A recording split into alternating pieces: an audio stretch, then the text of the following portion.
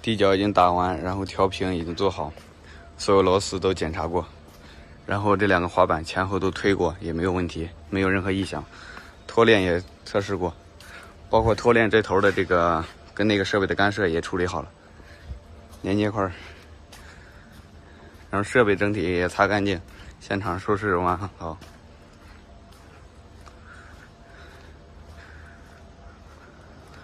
电箱也装上，然后底座、锁机型的螺丝、减速机的螺丝，然后拖链的这个突出的长度也已经确定好，这样是没问题的。然后设备的调平，因为这头地面比较矮，所以说这头调的比较高一点，设备现在整体是水平的。然后这边。